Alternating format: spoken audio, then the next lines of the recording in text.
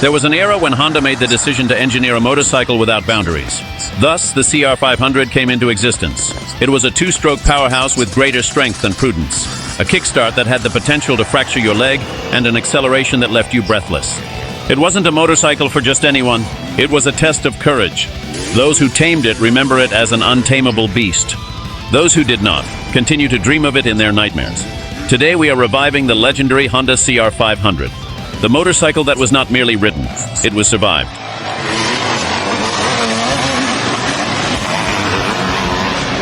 The year was 1984. Rock music was resonating from cassette tapes, and pants were more constricting than the drum brakes of a Vespa scooter. And Honda was in an absolute world domination mode. They had already done it with the CR250, a bike that reigned in motocross. But they wanted more. They wanted the title of the most powerful on the planet. And so the CR500R was born. A motorcycle that was not for humans, it was a declaration of war. A single-cylinder engine block with a capacity of 491 cubic centimeters, featuring a two-stroke mechanism and air cooling system, capable of unleashing over 60 horsepower of instantaneous fury. No smoothness, no gradualness, no forgiveness. It was incredibly powerful that during the preliminary tests, the factory riders characterized it as untouchable. Quite literally, they were unable to maintain it in a straight line. Honda was compelled to modify the ignition system, the carburetor, and even the exhaust system to ensure that the riders wouldn't be catapulted.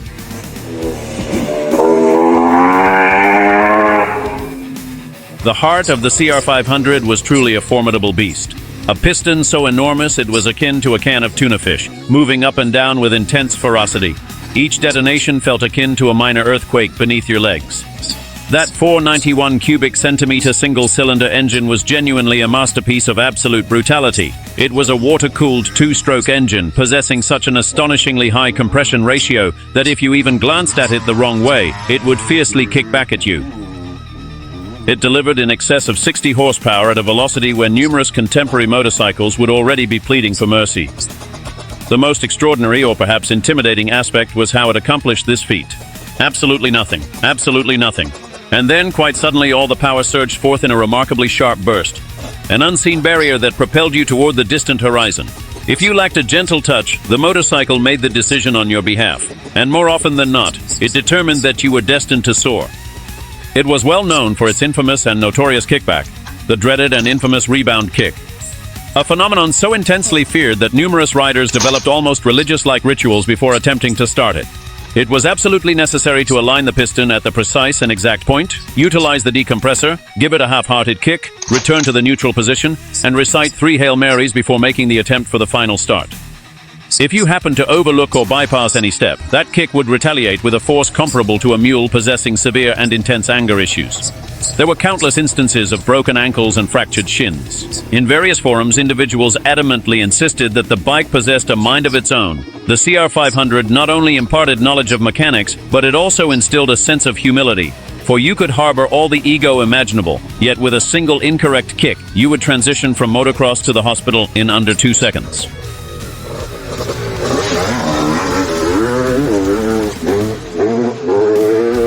The CR500 was not merely a bike for just anyone.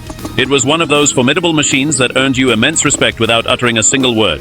If someone observed you start it and not immediately take off flying, they would look at you quite differently. Immediate admiration. It was as though you had stared death directly in the face and even dared to give it a wink. During the 1980s and 1990s, when motocross was an intense blend of raw testosterone combined with the scent of two-stroke oil, the tracks were populated with contemporary gladiators. And there, amidst the overwhelming chaos, reigned the formidable 500cc two-strokes.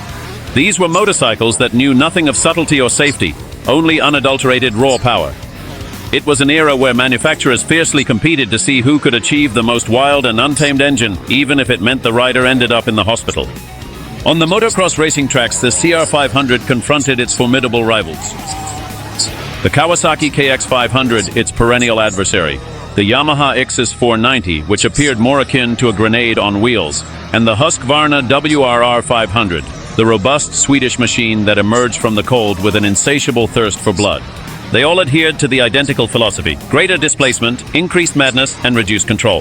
However, the CR500 possessed something distinct. It was a fierce demon, indeed, but a demon with some manners. While the Kawasaki KX500 threw its power at you like a grenade exploding in your face, the Honda delivered it with more gradual and controlled fury, as if it initially cautioned you. Are you prepared for this? And if you weren't adequately ready, well, that was entirely your problem. Its power delivery, although undeniably wild, was relatively more linear within what might be described as linear when you have a veritable missile between your legs. The Honda engine, with its refined Keihin carburation, its better-designed cylinder head, and its double-cradle steel frame, achieved a balance between brutality and control that no other could match. The Honda had that Japanese refinement, that air of technical superiority. It was the only motorcycle that could both scare and thrill you at the same time. That's why many enduro, desert, and hill climb riders chose it as their top weapon for sand races or impossible climbs. The CR500 didn't just join competitions, it completely dominated them. Its immense power enabled it to ascend terrains where others would falter, and its unwavering reliability transformed it into more of a steadfast battle companion rather than merely a simple motorcycle. That's precisely why, while other bikes might break down or disappoint you, the CR500 garnered more than just respect. It secured its position in history as the motorcycle that distinguished the true riders from those who simply professed they possessed the knowledge of how to ride.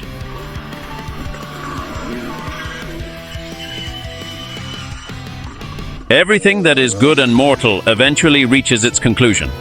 The world evolved, and along with it, the rules of the game transformed. In the latter part of the 1990s, noise, pollution, and safety regulations started to tighten their grip on the two-stroke beasts. Suddenly, those engines that once exuded the scent of glory and burnt oil turned into the villains of the environment. They were no longer merely a symbol of freedom, but rather of blue smoke and green fines. Europe initiated the implementation of emission regulations, and the United States soon followed suit. And Japan, which had once been the ultimate haven for two-stroke engines, had to reconcile with the reality that the metallic symphony, that bra-bra sound that made your very soul resonate, no longer harmonized well with the ears of advancement. The noise evolved into a significant problem, the smoke turned into an offense, and the fun became almost a sin. In the year 2001, Honda bid a solemn farewell to the CR500. It was a funeral without tears, yet accompanied by the distinctive smell of a mix. Its final iteration, the CR, served as the swan song. With an aluminum frame, fully adjustable Showa suspension, enhanced brakes, and an engine as fierce as ever, Honda aimed to give it a respectful send-off, a last evolution. Yet they knew time was marking the end of an era.